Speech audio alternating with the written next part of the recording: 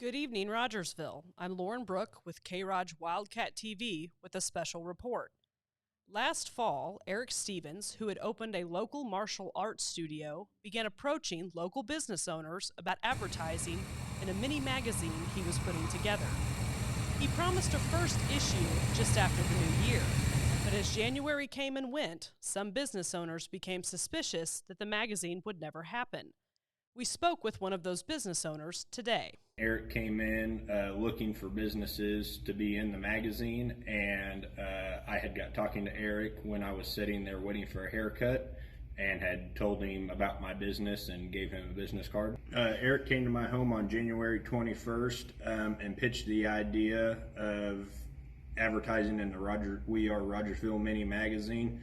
I had paid him that night and signed a contract on having our business advertised in his magazine.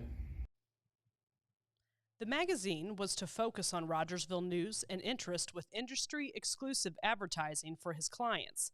Eventually, Whitty and others began asking for their money back. He was supposed to be providing a half-page article and a magazine shipped around to every mailbox in 65742. I first started asking for a refund March 12th when it had came out that other business owners had been concerned and started asking for refunds. Despite numerous requests for refunds from numerous businesses, all they received were excuses. And I think I was one of the last ones because he said he was going to print that next Friday. And I contacted him February 22nd, February 26th, and he said he was going to print March 5th. He had posted on his Facebook page March 5th that he was going to print March 12th. And it just seems like everything keeps backflowing on what he's saying all his problems are on whatever the backstory is on it.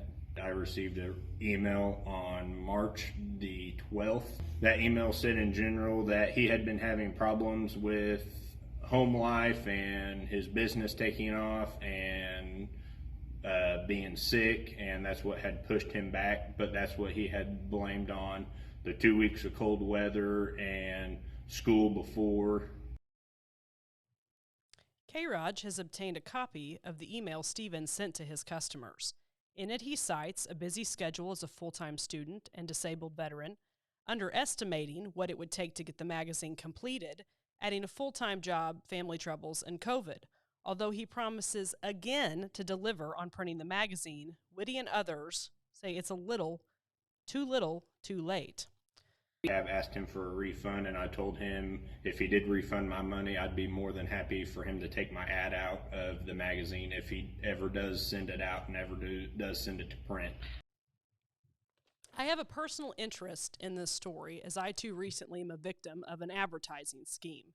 And I want to thank Devin and other individuals that were involved in coming forward with your story. Others were not willing to do that in my case. Before hiring anyone, it is a good practice to do a simple Google or CaseNet search. If I had done that, I probably wouldn't be in the situation that I'm in today with my problem. Thank you again to Devin. This has been a K-ROG special report. I'm Lauren Brooke. Be sure to like, share, and subscribe to K-ROG Wildcat TV on Facebook and YouTube for more Rogersville information, news, and entertainment. Have a great weekend.